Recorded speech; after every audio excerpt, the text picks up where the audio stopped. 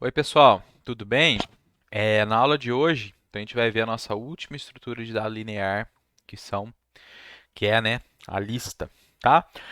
A gente vai poder enxergar a lista como uma implementação que faz todas as operações da pilha, da fila e da deck, ou seja, a gente pode fazer inserção e remoção do início, do fim e, além de tudo isso, além de consultar também essas posições, a gente vai poder fazer inserção no meio da lista, em qualquer posição, tá? E a gente vai poder trocar valores que estão dentro da lista, tá? Bem, então vamos lá. Então, já comentei isso aqui, né? Então, como implementação, nós vamos ver três implementações. Aqui a gente já não vai ver mais a implementação de tamanho fixo. Ah, não pode existir? Claro que pode. A gente só não está fazendo ela, tá certo? Porque a gente já viu que a implementação de tamanho fixo, além de ela ter alguns problemas, né, nas outras estruturas, o principal característica que acaba às vezes gerando um problema é que ela não é redimensionável. Ela tem limite de tamanho. Isso na prática, a gente já tem algo desse tipo que é um array. Então, não faz muito sentido implementar a mesma coisa, né? Mas poderia, tá? Porque o array não funciona igual uma lista, né? Então a gente vai ver uma lista redimensionável, uma lista com estrutura encadeada dupla, que a gente já viu que é melhor do que o encadeamento simples, né? Para a gente fazer as operações nas extremidades. E uma lista circular com estrutura encadeada dupla. Uma lista circular é quando a cabeça e a cauda estão ligadas, ela forma um círculo mesmo, tá? E isso aí a gente seria um ciclo, né? A gente pode enxergar como um ciclo. Quando eu chego no último elemento, o meu próximo elemento é o primeiro. Ou o contrário, quando eu estou no primeiro elemento, o elemento anterior é o último, tá bom? Olha lá. Poderíamos considerar ainda lista com tamanho fixo, com estruturas encadeadas simples, mas iremos focar nas implementações mais reais, agora que vocês, né, que vocês já entenderam a evolução baseada em melhorias que foi sendo proposta nas aulas. Então, pessoal, a nossa interface list agora, mesmo nome da interface list que existe na linguagem Java, ela tem esses métodos assim, aqui. O add, o add, que vai inserir um elemento na lista, ele vai inserir no fim, tá? Ah lá, insere um elemento no fim ou em uma posição específica, que é o outro add. O get, que a gente vai obter um valor que está numa posição. O set, que a gente vai trocar o valor que está numa posição. E o remove, que a gente vai remover um elemento que está na posição. Mas professor, você não falou que eu posso adicionar no início, adicionar no fim, remover no início, remover do fim? Sim, basta usar os métodos. Eu quero inserir no início, então é o add na posição 0 um valor. Aí a estrutura de dados tem que mover todo mundo que estava ali para a direita para liberar espaço. E o remove é a mesma coisa. Quero remover do início? É o remove da posição 0. Quero remover do fim? É o remove no tamanho da lista menos 1. Tá? Essas posições a gente vai imitar as posições do array. Apesar dessas posições não estarem codificadas diretamente, eu não vou ter um atributo lá dizendo qual posição que aquele nó ali possui, mas pela ordem do encadeamento, a gente vai saber quem é a posição 0, quem é a posição 1, quem é a posição 2 e assim por diante. E os métodos nosso padrão, né, que a gente tem colocado em todas as estruturas, que é o clear, o isEmpty e o getSize. Então, três implementações, lista com redimensionamento de array, lista duplamente encadeada, né, com encadeamento duplo, e a lista com encadeamento duplo, só que uma lista circular. Vejam que a estrutura e os atributos das duas aqui encadeadas são os mesmos, né? O que vai mudar na verdade, não são os mesmos, né? Porque aqui é circular. Ai, pessoal, já é 6 horas, já tô cansado, tô sonolento, desculpa, tá? Já já eu desperto e eu paro de bocejar. O start, só tem o start aqui na circular, não tem o end. A gente vai ter a marcação de um elemento, à direita desse elemento são os elementos que estão, e à esquerda é do lado final, ao contrário, tá? Bem, implementação usando resizing array list. Então, é aquela implementação em que vai ter o redimensionamento, usando a mesma regra, né, que a gente viu até agora. Chegou na capacidade, eu dobro o tamanho do array. Chegou num quarto da capacidade, eu diminuo a capacidade máxima em um quarto, em metade. Bem, a gente precisa do array de valores, de uma marcação, aqui a gente precisa só da marcação do fim, e o tamanho da lista. Percebam, pessoal, sempre que a gente for fazer a inserção simples é a inserção no fim. Então, basta incrementar o end, no values, na posição end, a gente guarda o value, o valor que está entrando, e incrementa o tamanho, que é trivial. Agora, quando a gente faz o add com uma posição, essa posição tem que ser uma posição válida. Se ela for negativa ou se ela for maior que o tamanho. Por que maior que o tamanho? Porque se eu mandar inserir numa posição que é igual ao tamanho da lista, quer dizer que eu estou inserindo na última posição. Então, vai lançar uma exceção aqui, né? Indicando que essa lista está fora, essas posições estão fora do limite. Oh. Perdão. Então, aqui eu vou fazer uma inserção no fim quando a lista estiver vazia, posso fazer inserção no fim, ou quando o índice é igual ao tamanho da lista. Então, inserção no fim. Caso contrário, a gente vai ter o processo de dobrar o tamanho, caso haja necessidade, né? Ou realocar os valores. A gente vai precisar, né, quando vai fazer inserção em alguma posição, vamos abrir aqui o desenho. Opa. Se eu tiver isso aqui. Esse array é a minha lista, certo? 3, 4, 9. O end está aqui, certo? O size dela é 3. 3 elementos, né? Se eu mandar aqui a posição 0, 1, 2, essas posições do array são as posições dos elementos da lista. A gente vai considerar isso, tá?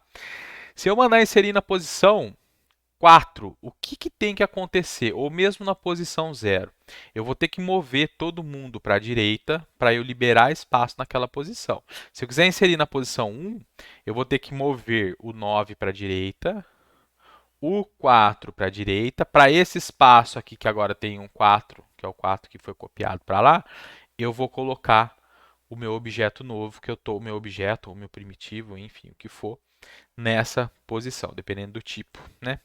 Quando é tipo genérico, é só objeto que vai poder ser armazenado. Então, objeto, né? Vamos dar uma olhada aqui no restante do código. Pessoal, os códigos vocês têm que dar uma olhada, tá? O get, ele simplesmente vai na posição e retorna o valor. O set, ele vai na posição e troca o valor, desde que a posição seja válida. E o remove, a gente vai ter a situação quando a lista estiver vazia, eu tentar remover, isso vai dar problema. Ou quando eu tenho um índice incorreto, que é quando eu tiver o índice negativo ou maior ou igual ao tamanho. Se isso aqui não for verdade, aí vai fazer a remoção. E a remoção, a gente não tem como escapar. A gente vai ter, é lógico, né? Se fizer a remoção do primeiro elemento, eu vou ter que mover todo mundo para a esquerda. Se eu fizer a remoção de algum elemento que esteja aqui no meio, o que tiver à direita dele vai ter que se mover, ser movido para a esquerda. Então, esse método resolve isso assim. E aqui é a verificação do tamanho para fazer o redimensionamento. Tudo bem? Então, vocês entenderam, né? A lista está implementada como um array e eu tenho que gerenciar essas operações da lista dentro desse array. Bem, qual a ordem de crescimento das operações? A gente já viu aí. Consultas, né, e troca de valor é sempre constante, porque é só ir na posição. O add, quando é no final, ele é constante.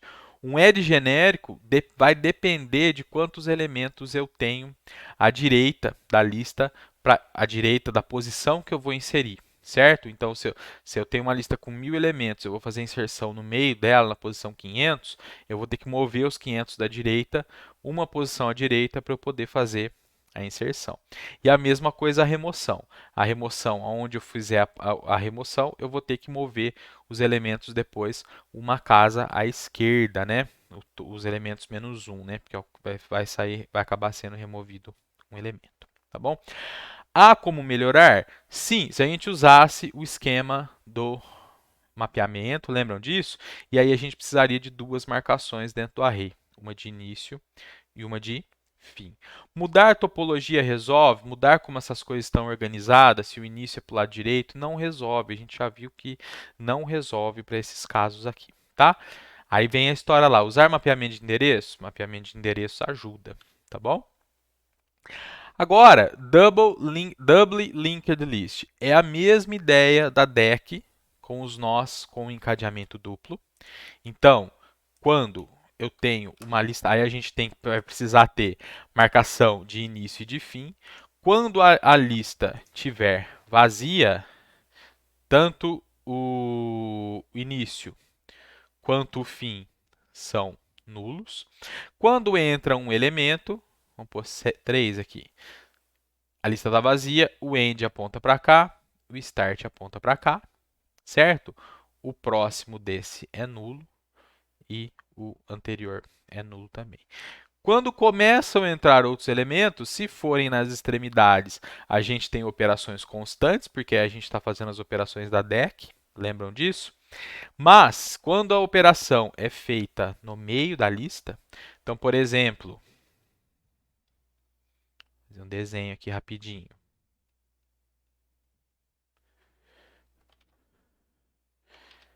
É nulo, né? Então, aqui é o próximo, próximo, próximo, próximo, próximo. Aqui é o anterior. Previous, previous, previous, previous. E aqui a gente tem valores quaisquer, tá? Vamos pôr uns valores aqui. 3, 9, 5, 7, 1. Bem, se eu mandar fazer inserção em alguma posição ou remoção em alguma posição, então esses nós, eles têm não codificados nele, mas dada a estrutura, como ela está organizada, eles têm índices, porque a lista precisa de índices. Se eu quiser alterar o valor de algum nó, lá quando era array, era só ir na posição do array e trocar. O tempo para acessar qualquer posição do array é a mesma, é o mesmo. Aqui na lista encadeado, implementação encadeada, não. Por quê? Eu preciso andar pelo encadeamento até eu chegar no elemento que eu quero mexer. Seja para consultar, seja para trocar, seja para remover ou seja para excluir, tá bom? Então, para fazer remover e excluir, mesma coisa, né? Seja para inserir. Então, se eu quiser fazer uma inserção de um elemento novo na posição 2, o que vai acontecer? Fazer inserção. Esse cara aqui que está na posição 2, ele não vai ser removido. Ele vai ser deslocado para a direita. Qual que é a ideia disso? O meu novo elemento vai ter que entrar entre a posição 1 e a posição 2 antiga, porque esse aqui vai passar a ser da posição 2. E aí eu tenho que reorganizar esses encadeamentos aqui. Então, eu posso andar iniciando aqui pelo início da estrutura, andando, usando um for, x vezes, que é a posição. Posso parar aqui ou posso parar antes, mas a gente pode parar na posição. Parando aqui, o que eu tenho que fazer? Eu tenho que ligar o próximo e o anterior desse novo nó aqui, vamos pôr 15. E eu tenho que ligar o anterior do 5 e o próximo do 9 nele. Como que eu posso fazer? Eu tenho a referência para esse cara, que ele é o novo nó. Então, eu simplesmente, se eu estou parado com o meu temporário aqui, que esse ponteiro que foi andando, eu posso falar, ó, o anterior próximo é igual ao novo nó. Então, eu vou fazer isso aqui. O anterior do cara que eu tô é o novo nó. Esse aqui é o previous, esse é o next. Certo? Agora falta fazer o quê? Ligar o próximo do novo nó. O próximo do novo nó é o cara onde eu estou parado. Só que vejam, eu perdi a referência para o anterior, né? Eu teria que falar, antes de mexer com esses ponteiros aqui e esse aqui, fazer a ligação do novo nó. Então, novo nó próximo é onde eu estou parado com o T. Novo nó ponto anterior é igual ao T anterior. E aí sim, T anterior próximo é igual ao novo nó e T anterior é o novo nó. Aí esse elemento vai estar inserido na estrutura. A mesma coisa para remoção. Eu vou ter que chegar no elemento ou um elemento antes dele, para que eu faça o quê? Imagina que eu queira remover esse elemento aqui, que agora estaria na posição 4, né? Se esse cara aqui entrou na posição 2, esse passa a ser 3, 4, esse aqui 5. Se eu quero remover o elemento da posição 5, eu tenho que fazer o quê? Eu tenho que desligar o anterior e o próximo dele, e ligar o próximo do cara que está antes dele no próximo e ligar o anterior do próximo dele no anterior. Então, antes de fazer o desligamento, que eu posso falar, ó, estou parado aqui, agora o meu T está aqui. T anterior próximo é igual ao próximo do T. Então, eu faria essa ligação e essa aqui sumiria. Agora eu quero mexer com essa, ó, com essa aqui. T próximo anterior é igual ao T anterior. Então, eu faria essa ligação. E agora sim eu estou livre para desligar o T temporário da estrutura. Ponho que o próximo dele é igual a nulo e ponho que o anterior é igual a nulo. E aí ele está desligado da estrutura e os links dos elementos que estavam adjacentes a ele, tanto à direita quanto à esquerda, acabam sendo atualizados e o elemento pode então ser removido. Tá certo? Na verdade, já foi removido. Então, se vocês olharem a implementação, vai estar sendo feito exatamente isso. Tá bom? Vamos ver o remove aqui para vocês verem. Pode ser o remove mesmo. Olha lá. Se a lista tem um elemento só, ela vai ser tratada de uma forma. Se for removido do início, é remoção do início. Se o índice for o último elemento, é remoção do fim. Se for remoção do meio, eu coloco esse current aqui, que é o meu temp ali que eu chamei de t, e faço o que eu falei, né? Guardo o valor, falo que o próximo anterior é igual ao anterior, falo que o anterior próximo é igual ao próximo, que é aquelas ligações externas que a gente refez, e desligo o próximo e o anterior, decremento o tamanho da lista e retorno o valor. Tudo bem, pessoal? Bem, para terminar,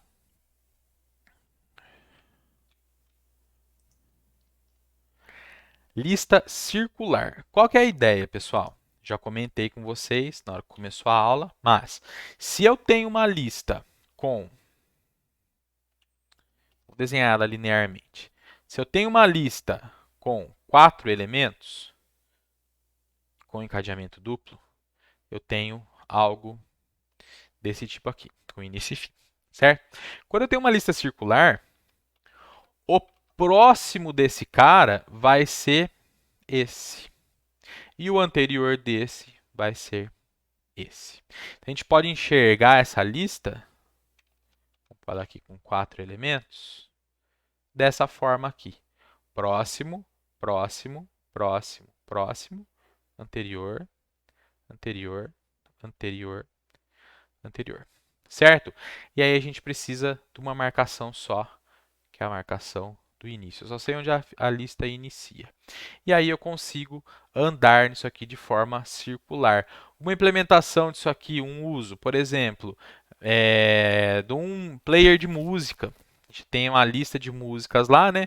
Aí você marca lá, eu quero que na hora que terminar a lista volte para a primeira. É exatamente isso. Eu tenho uma música aqui, eu tenho uma música aqui, uma música aqui, uma música aqui.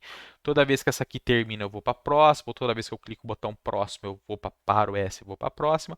E na hora que eu chego na última, que é a que está antes da primeira, eu vou para a primeira para começar o ciclo novamente, tá bom? Então, isso é uma aplicação de lista circular. Se eu não me engano, lista circular é importante numa estrutura de dados que chama Fibonacci Heap, tá? Que é o heap de Fibonacci, que a gente não vai estudar, que é uma estrutura de dados já bem mais avançada, né? Ela estaria mais voltada para um curso de pós-graduação, tá bom? Então, lista circular, essa é a ideia que eu comentei com vocês e ela traz todas essas características que a gente já foi discutindo. Para a gente ver a ordem de crescimento, se eu tiver que percorrer a estrutura para fazer alguma coisa, ou se eu tiver que mover elementos da estrutura para me ceder espaço, essas operações elas são linearmente proporcionais a quantos elementos eu estou movendo ou a quantos elementos eu estou tendo que andar para eu fazer uma inserção ou uma remoção. Se eu não precisei fazer isso, eu já tenho aquele elemento, uma posição que eu consigo ir direto nele, principalmente que a gente está codificando a estrutura usando um array, aí o tempo de acesso, o tempo da operação, quer dizer, ela é constante. Tudo bem, gente? Então acho que deu para entender aí, né, um overview aí dessas estruturas de dados lineares, né? A gente foca sempre primeiro na pilha e depois a gente vai pensando nas outras soluções e nos incrementos das estruturas, utilizando as ideias que a gente já viu, tá bom? Se esses vídeos vocês acharem que eles estão, dizer assim, superficiais, se vocês estão sentindo dificuldade, eu posso passar para vocês essas mesmas aulas que eu gravei para o pessoal da computação, tá bom? Aí eu acho que elas estão um pouquinho mais explicadas, tá? Aqui elas estão a gente está passando um pouco mais rápido, mas vocês entendendo o que eu estou querendo dizer e olhando o código, que é essencial, vocês vão entender tudo, tá bom? Tudo bem, gente? Então é isso aí. Até mais aí para vocês e falou!